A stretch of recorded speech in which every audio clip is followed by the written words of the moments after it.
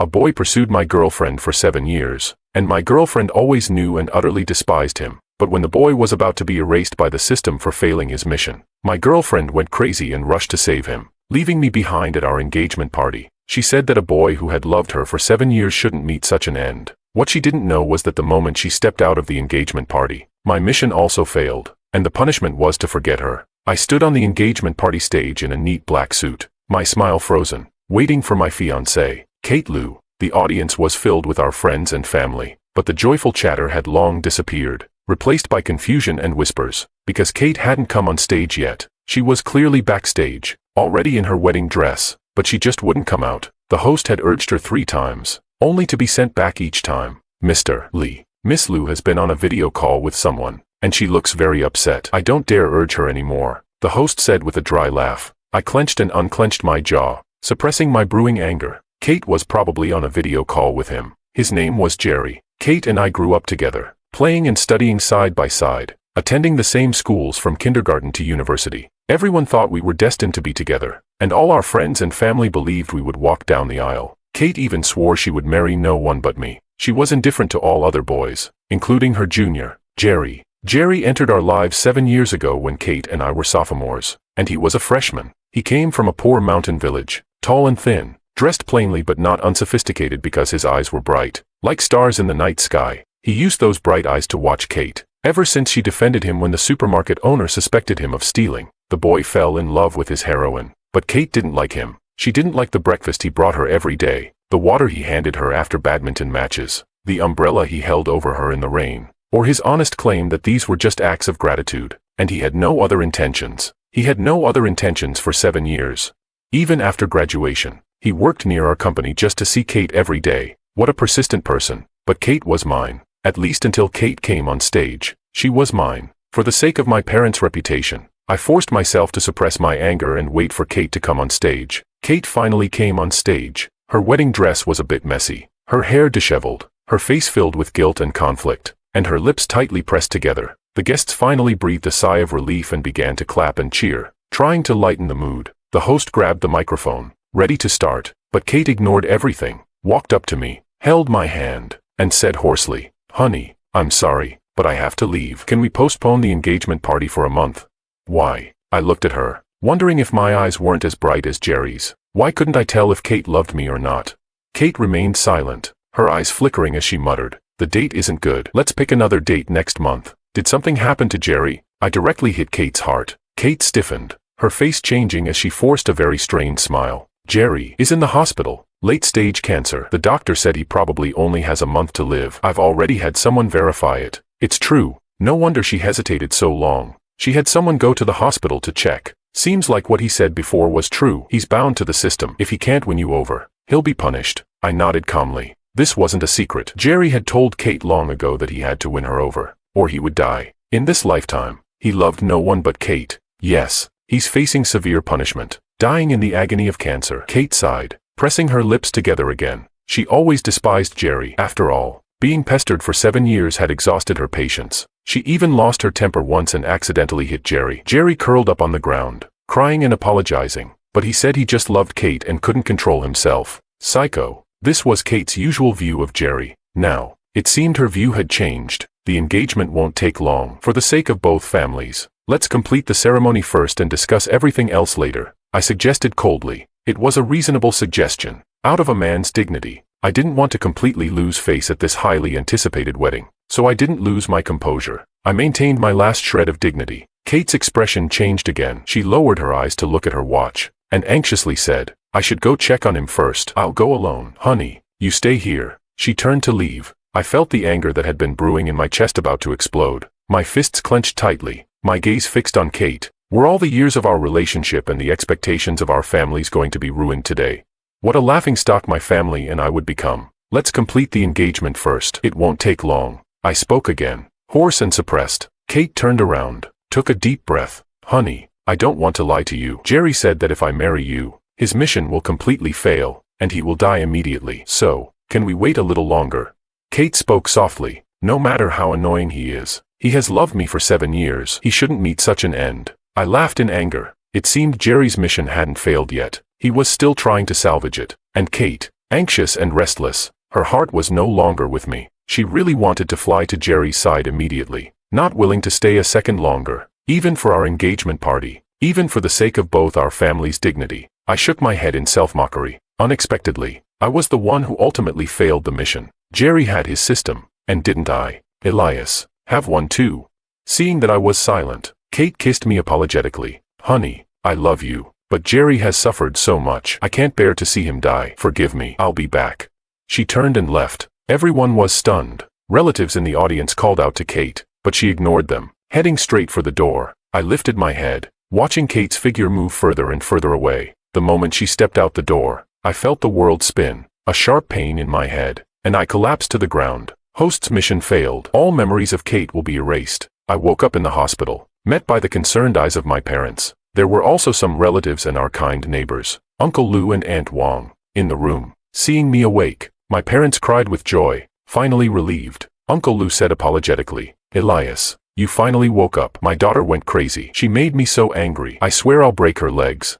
Yes, Elias, don't take it to heart. We'll make sure to discipline Kate properly. She's really out of line. Aunt Wong's eyes were red as she repeatedly assured me they would educate Kate well. I was a bit dazed, my mind blank. Kate, who is she? Isn't Uncle Lou and Aunt Wong's daughter named Judy? How could there be in Kate? Seeing me in a daze, my parents got nervous again, touching my forehead and my hand. My mother cried, aggrieved and angry. Look at what Kate has done to my son. They've been in love for so many years, and she ran away at the engagement party. How can my son face the world? Ah, don't blame us. In-laws. I've already sent Judy to find her. We'll get to the bottom of this and give you an explanation. Uncle Lou apologized deeply. I frowned, hesitating. Wait, who is Kate? Ah, the relatives in the room were all dumbfounded. My mother was shocked, touching my head again, calling for the doctor. The doctor came, and I was given another thorough examination, with no abnormalities found. Physically, I was very healthy and could be discharged at any time. I just didn't remember how I ended up in the hospital, and it seemed I had forgotten quite a bit. Finally, the doctor suggested that I stay for observation for 3 more days and be discharged if there were no further issues. I stayed in the hospital for 3 days, and my parents, along with Uncle Lou and Aunt Wong, refused to leave. They ate and slept at the hospital, taking turns to look after me. I felt embarrassed. It was fine with my parents, but Uncle Lou and Aunt Wong were too good to me, and I wasn't used to it. I told them to go home, that I was fine. Uncle Lou and Aunt Wong exchanged glances, their expressions a bit strange. Elias, have you really forgotten Ollie? You're our son-in-law, so it's only right we take care of you. Aunt Wong didn't like my detachment. I laughed helplessly. Who exactly is Kate? I can't be her husband, can I? Yes, you two were about to get engaged, but something went wrong. Uncle Lou took the opportunity to tell me about Kate and me. He finished talking about the engagement party and even mentioned our childhood, how we walked dogs, teased cats, climbed mountains and trees together. When you were 7, both families went to the beach together, and Ollie was swept away by the sea. Without thinking, you jumped in to save her. If not for the lifeguard, both of you would have. Uncle Lou spoke while observing my face, hoping I would remember. I smiled dryly. I didn't remember any of it, not a single bit. Uncle Lou got anxious, and Aunt Wong sighed. Maybe he's too angry and temporarily forgot. Elias, take care of yourself and don't be too upset. I'm not upset. I don't even know Kate, so why would I be angry? On the second day in the hospital, it was sunny, and I was in a good mood, scrolling on my phone and eating pastries. Uncle Lou was outside making a phone call, his voice loud. You silly girl, Elias is in the hospital, and you don't come to see him. I'll beat you to death. You can't come, even if you're dying. You better crawl over here. Hello, hello.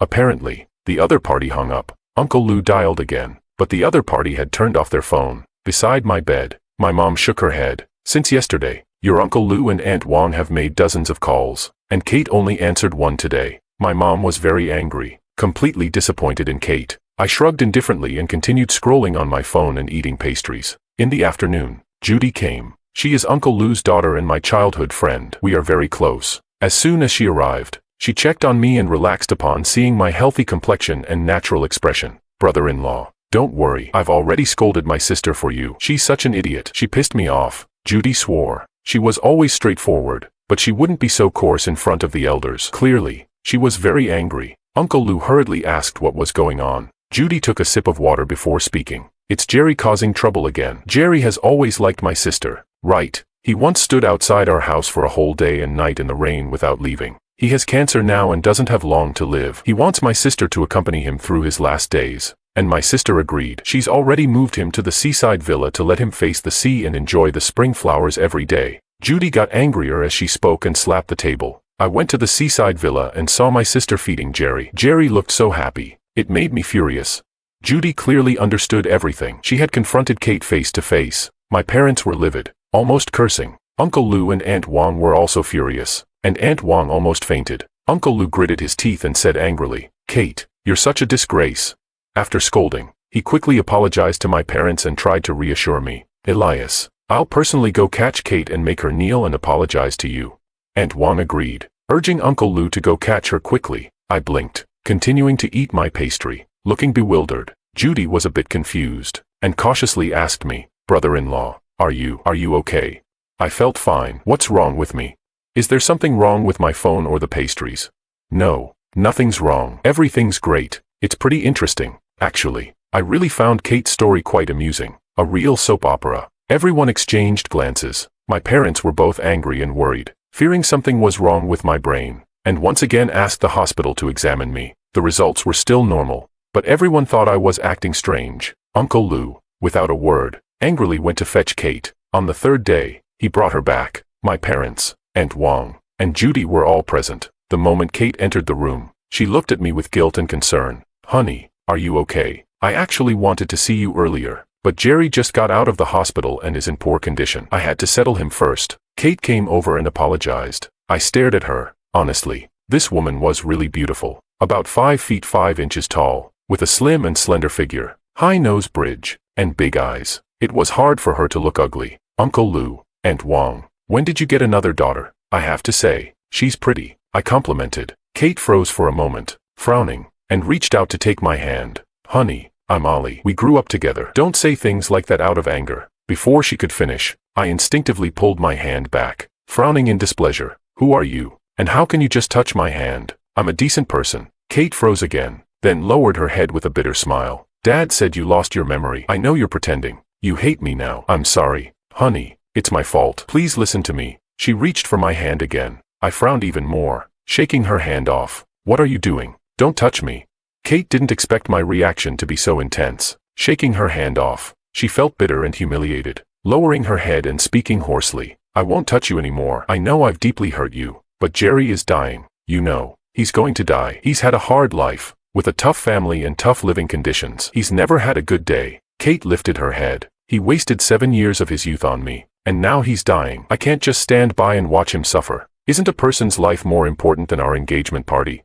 Kate questioned me. My parents were about to explode with anger. Uncle Lou slapped Kate on the head. "Shut up. Is this about the engagement party? Jerry or no Jerry? Who's more important, him or Elias?" "Dad, you can't compare like that. Jerry has cancer. He sacrificed so much for me," Kate retorted. I felt annoyed. I didn't care about the engagement party or who was more important. I just didn't like this stranger touching my hand twice. "Stop arguing. I don't want to see you. Please leave," I sighed, asking her to go. My parents also wanted Kate to leave immediately. Kate pursed her lips and slowly stood up. "Honey, I still hope you can be reasonable. Jerry has suffered so much. Our happiness is equal to his suffering. Pretend to have amnesia. Hate me if you want. I accept that. But please be generous. Show Jerry some understanding and forgiveness." I felt speechless. What was she talking about? What was she yelling about? "Sorry, I really don't know you. As for Jerry, I think he was a junior of mine in college. He's had a tough life. You should take care of him. Love him well. I wish you happiness. I sincerely wish them a long and happy life together." Kate sighed again. "I'll come back when you stop being angry." She turned and left, ignoring Judy's scolding and Uncle Lou and Aunt Wong's attempts to stop her. That night, a sudden storm brought heavy rain and thunder. I woke up in the middle of the night, startled. It's embarrassing to admit, but I'm terrified of thunderstorms. When I was 7, I got lost once during a thunderstorm, crying my eyes out, and since then, I've had a psychological shadow. Thunderstorms make me feel like I've stepped on a snake. My parents and Uncle Lou and Aunt Wong weren't around. They were probably resting in the caregiver's room. I didn't wake them up. Instead, I stayed under the covers, scrolling on my phone since the thunder was keeping me awake anyway. But my mom came in. Seeing me awake, she teased, "With all this thunder, I knew you wouldn't be able to sleep." I smiled. My mom touched my forehead and sighed. "I remember when it used to thunder. Kate would come over with an umbrella in the middle of the night to keep you company because she knew you couldn't sleep." "Really?" "Yes. She was so worried about you. I remember after we found you, there was another thunderstorm, and you were crying again. Kate ran barefoot to our door, calling for you, telling you not to be afraid. She got soaked and had a high fever for days. She grew faster than you then, was taller than you, really like a big sister. Ha, really? I didn't feel anything, just smiled and said she was silly for doing that. My mom hesitantly asked, do you really not remember Kate? She suspected I was pretending too, since all my tests came back normal. Mom, I don't know Kate, and I don't like Kate. My first impression of her is terrible. Please don't mention her again. I frowned. My mom thought for a moment and nodded. After being discharged, we took Uncle Lou's car to his villa. The maid had already prepared lunch, and many of the Lou family's relatives were there, celebrating my discharge. Elias, today is your discharge day. We are here to celebrate and apologize. We hope you won't blame us for not teaching our daughter well, Uncle Lou said, full of guilt. I quickly waved my hand. Uncle Lou had been taking care of me in the hospital for days, and he had worked hard. We had a joyous meal, and the Lou family's relatives all said nice things, hoping I would forgive Kate. They were afraid I would call off the engagement, as our family's businesses were closely linked. Our villas were next to each other, and a fallout would be ugly, but I really didn't know any Kate. Uncles and aunties, you and my parents have been friends for years. No matter what happens between Kate and me, it won't affect our relationships. Please rest assured. I gave them some peace of mind. Everyone relaxed a bit. Aunt Wong spoke at the right moment. Elias, when Ollie comes back, we'll make sure to give you a grand engagement ceremony. We won't let you suffer any grievance. As soon as she finished speaking, the butler came to report that Miss Lou had returned. Everyone looked towards the door. Uncle Lou looked pleased and got up. I scolded that girl. It seems she's realized her mistake and has come back to apologize. But his expression quickly changed, because it wasn't just Kate who had returned, but Jerry too. Jerry, tall and thin, was wearing a white coat and a thick hat, coughing and holding Kate's hand nervously at the door. Everyone was stunned. Uncle Lou angrily shouted, Kate, are you crazy? Have you no shame? Let go of his hand.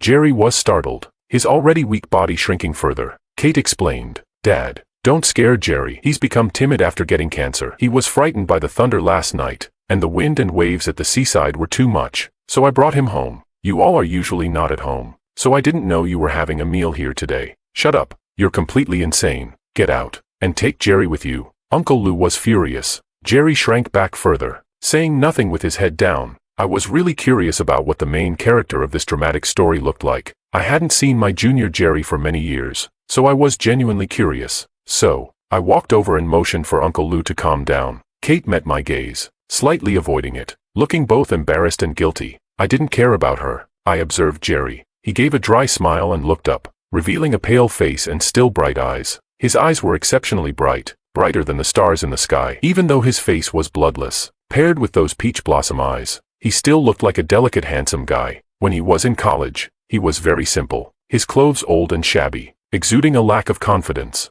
Now, he was still not confident, just more miserable, considering he had cancer. Jerry, it's been many years. I smiled. Jerry stood dumbfounded, staring at me in confusion. Kate spoke up. Honey, it's all my fault. Don't blame Jerry. I'll take him away immediately. She pulled Jerry, wanting to leave. He's in such a state, a gust of wind could blow him away. Why are you taking him around? Let him stay here. The environment is good. The air is fresh, and we can call a private doctor anytime. It's suitable for recuperation. I offered my opinion. Jerry froze again. Kate didn't freeze but seemed a bit angry. It seemed my excessive magnanimity and lack of jealousy were unacceptable to her. She probably thought I was being sarcastic. Honey, what do you want? I said we could get engaged in a month, and you have to make a fuss. Why are you making fun of Jerry? He doesn't have many days left. Can you let him be a little happy? Kate got angrier as she spoke. I felt baffled. Why are you angry? I'm just concerned about my junior's health. A terminal cancer patient can't handle being moved around. Firstly, I'm not being sarcastic. Secondly, I won't get engaged to you in a month because I don't like you. Finally, I really don't know you, so please watch your tone.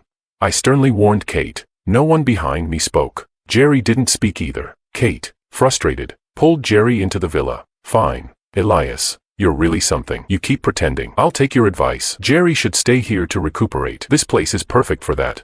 She was furious, her personality quite impulsive. Uncle Lou shouted angrily, Kate, stop. Who allowed you to bring an outsider home? Elias did. Kate was very angry, so Jerry moved in. All the relatives were furious, feeling indignant for me. I didn't care. I wanted to go home. Luckily, we lived in the same neighborhood, with my villa right next door. Back home, My parents cursed Kate and felt sorry for my suffering. A grown man like me, being jilted by my fiancé, who then brought another man home. It was too much, but I didn't feel it was a big deal. Isn't this great? Who was Kate anyway? Why should I feel wronged?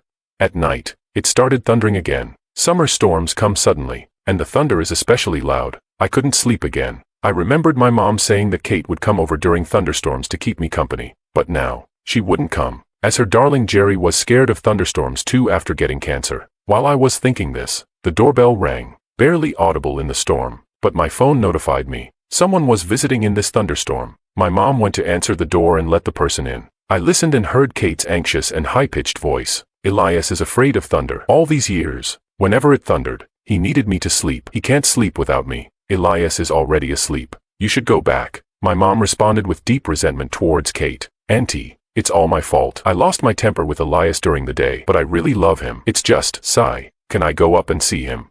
No. My mom flatly refused. Kate was silent for a moment, then sighed. Then please tell Elias that I know he hasn't forgotten me. I'll wait for him to forgive me, even if it takes a lifetime.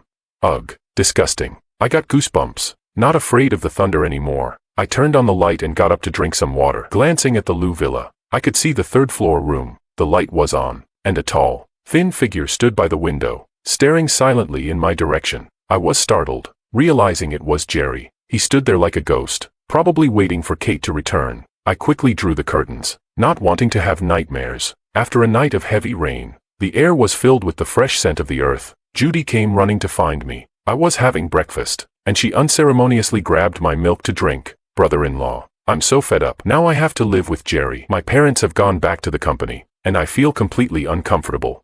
At her house, it was just her, Kate, and Jerry. My parents are furious and have cut off my sister's card, but my sister has saved a lot of money herself and has a terrible temper. She even said that if we drive Jerry away, she'll kill herself. Judy kept complaining. I found it amusing. Such a devoted fool. Brother-in-law, I can't take it anymore. I don't want to stay at home. Let's go out and have some fun. How about we attend our alma mater's anniversary celebration tomorrow? Judy suddenly suggested. I was taken aback. Our alma mater's anniversary celebration. Oh right, my university was about to hold its anniversary celebration. We alumni were invited to go back and celebrate. Judy was actually my junior, a few years younger. Why do you suddenly want to go to the anniversary celebration? I asked Judy. Judy shrugged. This morning, the school called my sister, inviting her to the celebration. She even gets to give a speech. No wonder she was one of the Tsinghua twin stars back then. Why didn't they invite me? I'm quite accomplished too, earning 3,000 yuan a month. Judy was indignant. She was actually mocking herself. Her 3,000 yuan salary was just nominal. Her actual allowance was 100,000. I couldn't help but laugh, but my memory was a bit fuzzy. Were there twin stars at Tsinghua back then? Wasn't there just one star? That star seemed to be named May. May was the brightest star in Tsinghua's history. During my college years, May's miracles were everywhere. For example, she took 9 elective courses and ranked first in 3 of them. She won first prize in the National College Physics Competition. She won the first special prize for Tsinghua in the International College Student Mathematical Modeling Competition. She was incredible, leaving a deep impression on me. Later, I heard she went abroad, recruited by several top universities. She was probably settled abroad by now. Brother-in-law, what are you thinking about? Are we going to the anniversary celebration or not? It would be nice to see old friends. Judy was excited. I wasn't too keen on going, especially since Kate was invited, and I didn't want to see her. But after thinking about it, why should I avoid her? She's not significant to me, just a passerby. Let's go.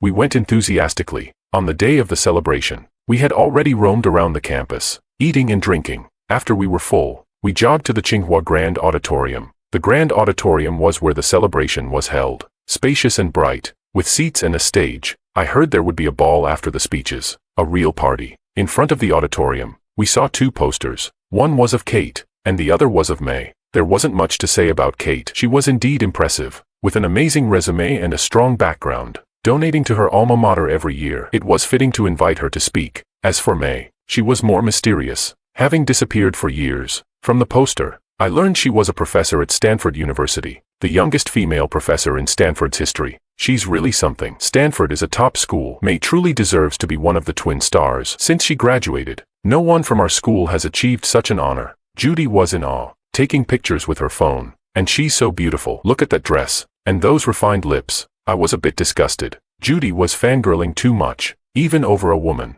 I didn't look too much and pulled her into the auditorium. There were alumni everywhere, including some familiar faces. After a few pleasantries, the celebration began. The principal and leaders gave speeches, followed by Kate. She looked stunning today, like a celestial fairy, causing an uproar as soon as she took the stage, showing her immense popularity. My sister is really amazing. Just a bit confused. Judy clicked her tongue. I didn't respond. After Kate's speech, May took the stage. Her popularity was much lower than Kate's. Not because she was inferior, but because she was always aloof, solitary in school, though admired. She had no social circle, so everyone found her unattainable. I studied her. Her beauty was different from Kate's. Kate was like a descending fairy, while May was like a mystical deer hidden in the mist. Seeing a deer in the forest, that was her. After May's speech, the celebration reached its climax. The grand auditorium turned into a party venue, filled with lively or mature alumni chatting and toasting. Judy loved food and ran around, eventually disappearing.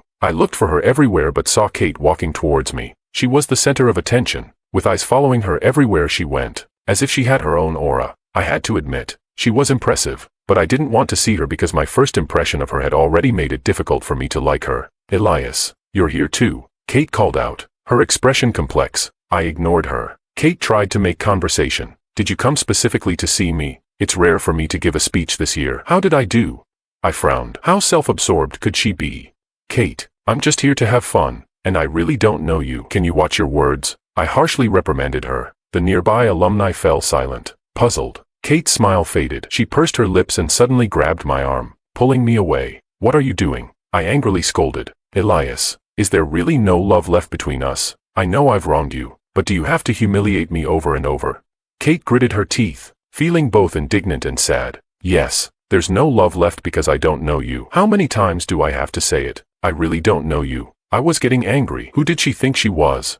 Kate's eyes instantly reddened, tears welling up, looking pitiful. Fine, keep pretending. She forced back her tears, took a deep breath, and turned to a nearby guy, sweetly smiling and inviting him to dance. The guy, delighted, immediately took Kate's hand and started dancing. Kate looked at me intentionally, trying to provoke me. I was speechless. Was she a child? Elias, it's been a long time. Would you like to dance? A gentle voice called out. I turned to see May smiling at me. May's gentle voice didn't quite match her reserved and cool demeanor. It was a striking contrast. I pointed at myself. You mean me? Yes, Elias. May continued to smile. I was a bit skeptical. You know me. I was practically invisible at Tsinghua. Invisible? Not quite. As a top student in the language and literature department, you defeated me in the debate competition. May chuckled. I recalled the event. It did happen. Bored. I had signed up for the debate competition, wanting to learn from the big shots. Surprisingly, I performed exceptionally well and won first place. One of my opponents was May, but I hadn't noticed this great figure at the time. To be precise, I hadn't noticed any girl. I remember the debate topic was whether love or life was more important. We chose love, and your side chose life, May reminisced. We were destined to lose that debate. How could love be more important than life? Indeed, I won by luck, I said modestly. May laughed. You won by skill. Back then, you were unstoppable, full of youthful energy, like a tree on the cliff, brimming with life. What kind of metaphor was that? But it was a compliment, and I appreciated it. So, I accepted her invitation to dance. Otherwise, it would be boring. I confidently took May's hand and led her into the dance floor. She surprisingly knew how to dance very well. She didn't seem like a high and cold academic god but rather like a stunning white rose. I teased. Do you dance often? Yes, there are many balls abroad, and you learn as you go. May looked up at me slightly. Her gaze was intense, quite inconsistent with her usual image, but her gaze was not off-putting. It was filled with admiration and praise. I felt a bit embarrassed under her gaze and found a topic to ask about. You seem to have not returned to the country for many years. Why did you come back this time? I'm about to get my green card. This might be my last time coming back, she replied. I nodded, watching her gentle movements. The music in the dance floor was graceful and beautiful, with pairs of alumni laughing and chatting. I enjoyed this moment. It felt like youth. But suddenly, May was bumped into and almost fell. I frowned and saw Kate and her dance partner nearby. Kate's face was livid, and she looked murderous. Clearly, she had bumped into May. May steadied herself and saw Kate. She didn't say anything, just signaled for us to leave. Stop. Kate couldn't help but shout. She ignored her dance partner and came over to grab my other hand. May looked displeased. Kate, what are you trying to do? May, don't you know Elias is my fiancé? What do you mean by this? Kate was even more displeased. People around us turned to look, bewildered. I was frustrated. Kate, are you crazy? I shook off Kate's hand, wanting to leave quickly. May didn't want to lose face either and left with me. May, I'm talking to you. Kate got angrier. I don't want to make a scene, but don't be shameless. Kate was clearly losing her composure. With her status and upbringing, she usually wouldn't say such things. May stopped, her gaze firm, her gentle voice filled with pressure. Kate, do you want to be thrown out? This was the biggest provocation. Kate instantly flew into a rage and punched May. She had clearly learned boxing, and the punch was accurate. Amidst the crowd's exclamations, May got a nosebleed but wasn't weak either and fought back immediately. She knew Taekwondo, and her moves were precise. I was stunned. What kind of grudge did these beautiful women have? Kate's madness was understandable, but May, with her status, how could she be even angrier than Kate? I quickly pulled them apart. Alumni also came forward to help. Both were bleeding. May's nose was hurt, and Kate had blood on her mouth. Elias, come with me. Kate pushed through the crowd, trying to pull me. May said nothing, just looked at me. I felt she wanted me to go with her. Without hesitation, I supported May and left. Let's go to the hospital. Elias, you. Kate was stunned, incredulous. I looked back at her. Her face was filled with shock and indescribable fear. She seemed finally afraid of losing me. I took May to the school clinic. After a simple treatment for her wound, May was fine. Are you out of your mind? A professor at Stanford University, getting into a fight at a party. Aren't you embarrassed? I still couldn't understand May's thinking. May laughed. A silly laugh. Tell me, debater Elias, do you think life is more important or love? She asked me a question. It felt like many years ago, when she stood on the debate stage, meticulously asking me questions. I froze for a moment, then playfully slapped her on the head. Are you crazy? I think love is more important. Without love, life is just an empty shell, and there's no difference between living and dying, May said earnestly. I was speechless, raising my hands in surrender. All right. Love is important. This time you win. She laughed again. She seemed especially happy tonight, her smile particularly radiant. But it was getting late, and I had to find Judy, the foodie. I said my goodbyes, telling her that if we were fated, we would meet again. After all, she was going back abroad, and meeting again would really require fate. May hesitated, as if there was something she wanted to say but couldn't. I'm leaving now. I waved. May opened her mouth, and when I reached the door, she finally spoke. Elias, are you still going to marry Kate? I paused, sensing that she knew about me and Kate, even though I had no memory of it. Did you approach me on purpose? Who sent you? I turned to look at her. Jerry told me you and Kate broke up, so I came back. May didn't hide it. I fought Kate to vent for you. Jerry, vent for me. I immediately understood everything. May had been used by Jerry. Jerry was too cunning. He first used his cancer to gain Kate's sympathy, preventing her from getting engaged to me. But Kate still loved me and wouldn't give up on me. So Jerry tricked May into coming back to be the third party. As long as May took me away, Kate would have no choice but to be with Jerry, allowing Jerry's plan to succeed. You've been used. I shook my head. May chuckled. That's not the point. Haven't you noticed I'm confessing to you? I did. It seems that not only did I defeat you in the debate, but I also won your heart. I smiled, a bit of male pride showing. May sat on the hospital bed, looking up at me. You haven't changed. You're still like a tree on a cliff, proudly swaying, growing freely in the sunlight and spring breeze. Thanks for the compliment. So can I be the little grass beside you? May asked. The rock is too hard. The grass doesn't grow easily. Think it over before you say anything. I waved and left first. I caught up with Judy on the campus path. She was looking for me too, quite anxious. Brother-in-law. My sister fought with May. I'm at my wit's end. Isn't this just humiliating? Judy complained helplessly. Let them fight, I said as I led Judy home. By the time we got home, it was already late, and our parents weren't home. Judy decided to stay at my place. She didn't want to go back and live with Jerry. My parents have given the final ultimatum. If my sister doesn't send Jerry away by tomorrow, they'll use force to kick him out. Awesome. Judy followed me into the house, still chattering. Uncle Lou and Aunt Wong were civilized people, but they still gave Kate a final ultimatum. I think your sister is spoiled. Your parents are too indulgent with her. I complained. She is spoiled, but you bear a lot of responsibility too. If you hadn't allowed Jerry to move into my house, my parents wouldn't be in this stalemate. Judy gave me a look. She was right. I had let Jerry stay at Kate's house. So be it. Back home, we cooked some steaks. After dinner, the doorbell rang. Judy ran to answer it and exclaimed, Jerry, what are you doing here? I raised an eyebrow and went to see. Sure enough, it was Jerry. He was wrapped in a white coat, wearing a thick hat, his pale face devoid of any color. I need to talk to Elias, Jerry said. He's not available. Get lost. Judy tried to chase him away. Ollie just called me and told me to get ready. She wants to marry me. Jerry continued. Judy was shocked. What? Say that again. Kate wants to marry me, Jerry said calmly. Judy was furious and reached out to hit him. I intervened. Judy, go upstairs. I need to talk to Jerry, brother-in-law. This guy isn't a good person. Judy refused to go upstairs. I gave her a stern look, and she reluctantly went upstairs. Now it was just Jerry and me on the first floor. Jerry walked in as if he owned the place, scanning the living room and eyeing the wine cabinet. The elegant bottles of wine glistened under the light. I'd like a glass. Jerry pointed to the wine rack. I took a bottle of wine and motioned for Jerry to sit down. He sat at the dining table, his bright eyes fixed on me. His eyes had always been this bright. I opened the bottle and poured him a glass. He took it with both hands, staring at the gently swaying liquid. I poured myself a glass and took a sip, asking, "What do you want?"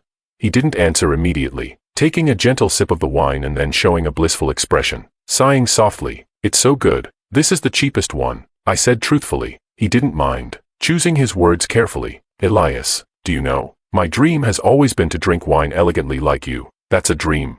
"Of course it is." When I was 7, the village showed a movie, and I sat on a dirty bucket, watching a city white-collar worker drink wine elegantly on the blurry screen. It was noble and handsome. That image stayed with me for a lifetime. Jerry's face had a faint smile, and his complexion improved a bit. I crossed my legs, and then I worked hard, studying whenever I wasn't working. I broke pen after pen, wore down finger after finger. I was the first college student in my village. My parents borrowed money to send me to Beijing for school. Their backs were bent from carrying rice. Their eyes stung from sweat. I finally had money to study. Jerry's eyes reddened. He took another sip of wine, staring at the liquid as it swirled. I got into Tsinghua University. I was going to make something of myself. I could be a scientist, a businessman, a government official. At the very least, I could be a city white-collar worker. I could finally cross my legs and drink wine. Handsome, elegant, noble. I wanted my parents to drink wine too. They deserved it.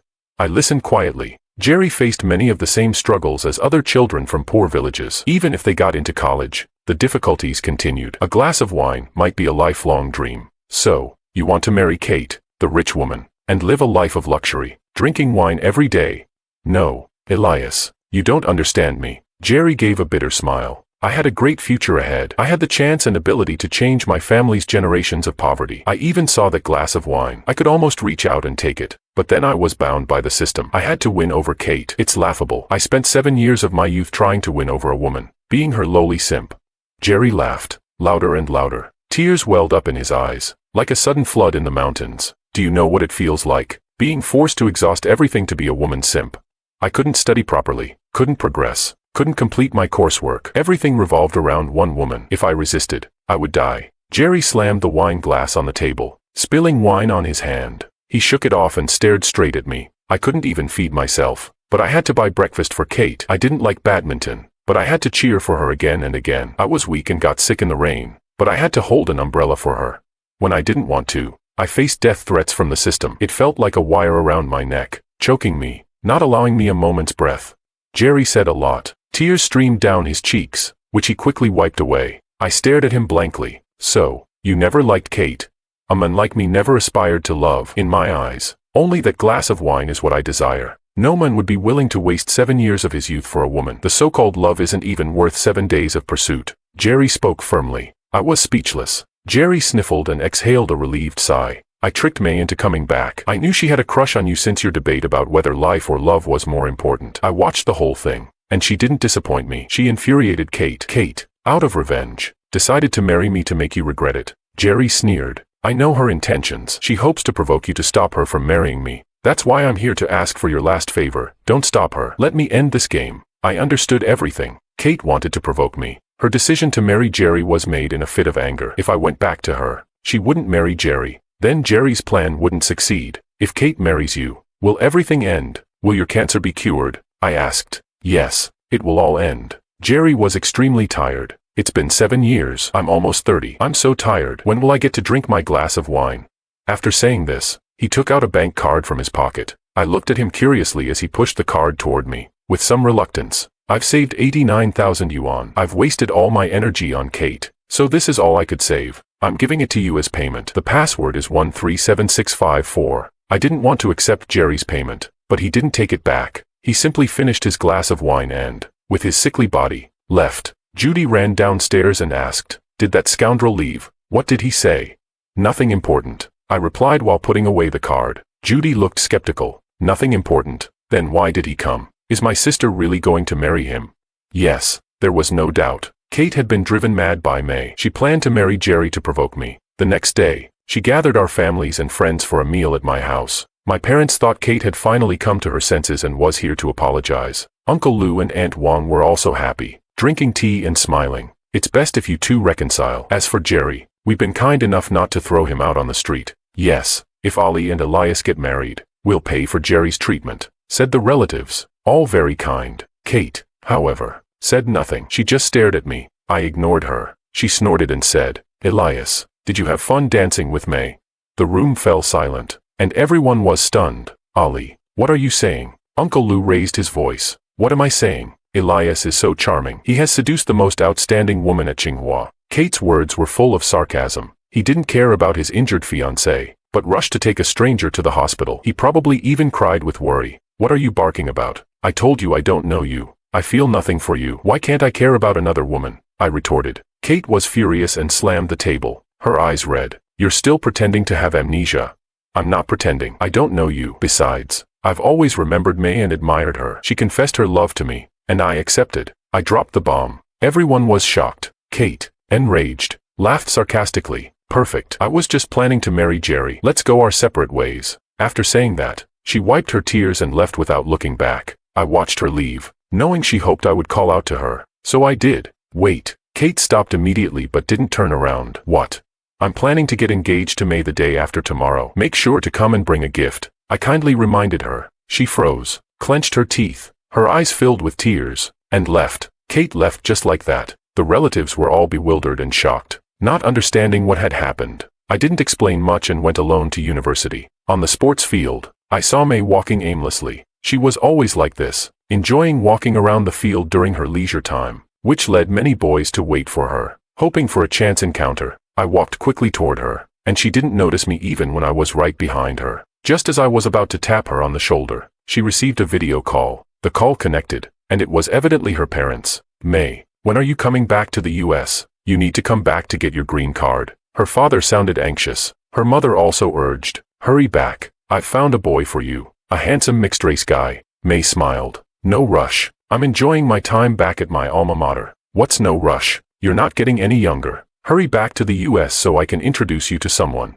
Her mother continued. Her father then mused. Daughter, you're almost 30, right? You haven't dated anyone all these years. You wouldn't be. I'm warning you, even though we're in the abroad, we can't adopt their ways.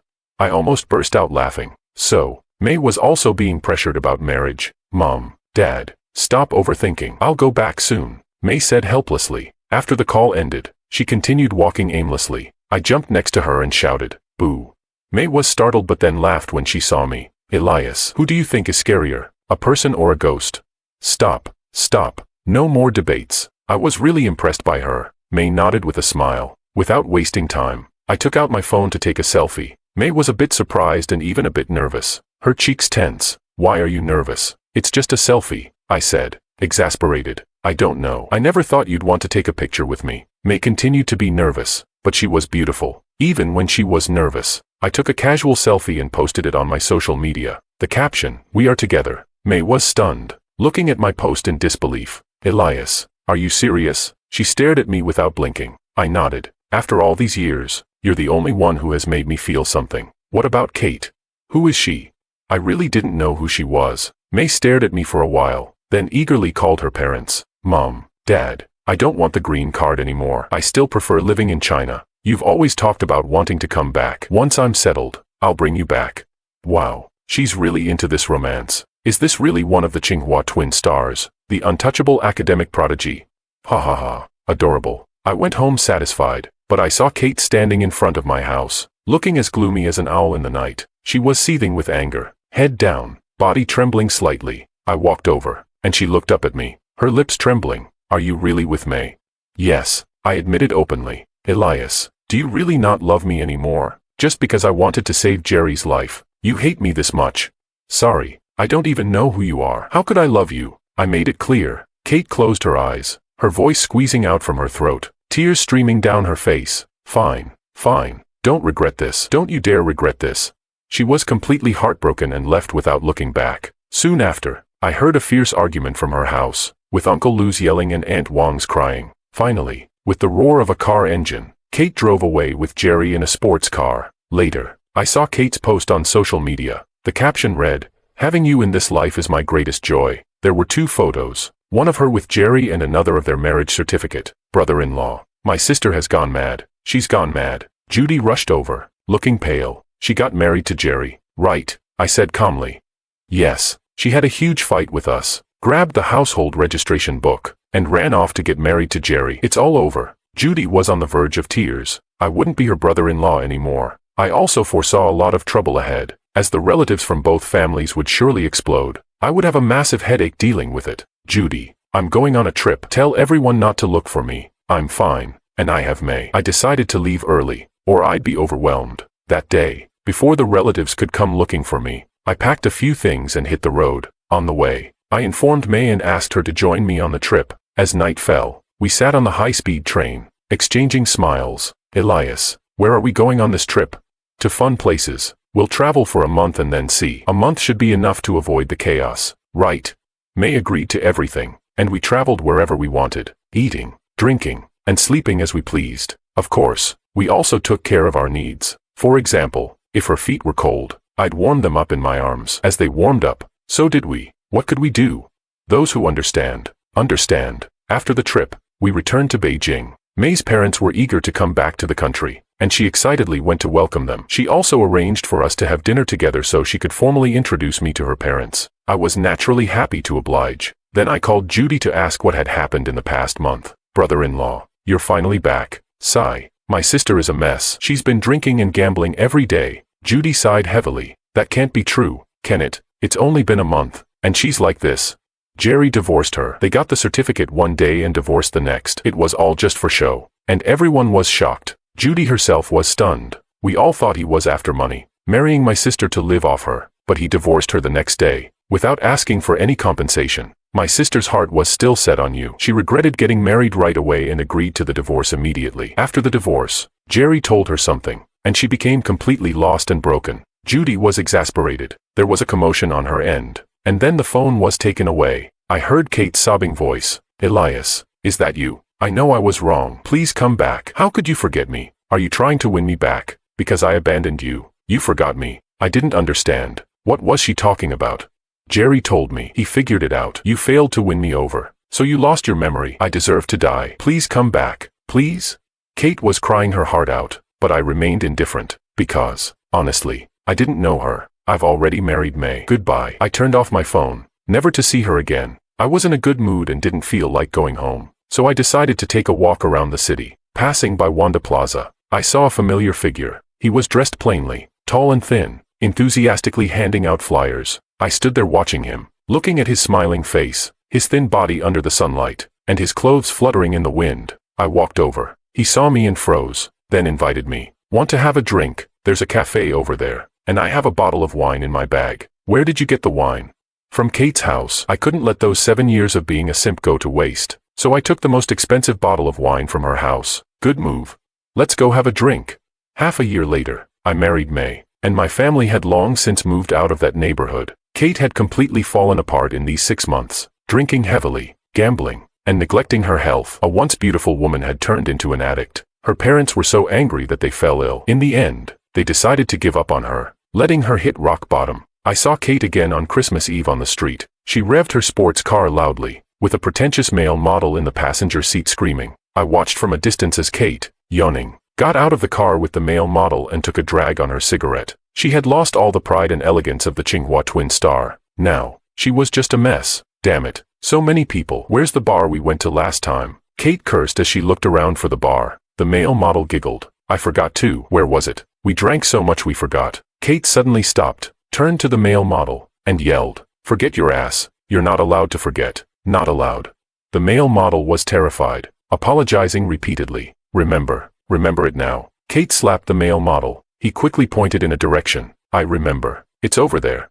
Satisfied, Kate walked towards the bar, smoking her cigarette. But after a few steps, she suddenly broke down in tears, collapsing to the ground and crying loudly. The male model remembered, but the person she loved couldn't remember her. A long time later, I met Jerry again. He wasn't handing out flyers anymore. He had passed the civil service exam in his hometown. After all, he was from Key School. After 7 years of hard times, handing out flyers was just a temporary way to make money. With his abilities, he was bound to succeed eventually. After passing the civil service exam, he was preparing to leave Beijing. Before leaving, he came to see me, holding a bottle of wine. I smiled. "Want a drink? Mr. Elias, let me buy you a drink." No need to be polite. It's not our first time drinking together. We drank happily, of course, mostly with Jerry talking and me listening. He worked hard, desperately passing the civil service exam in his hometown. He could finally sit back and drink wine with his legs crossed. This was a wine that had been delayed for 7 years. Let's raise our glasses and toast.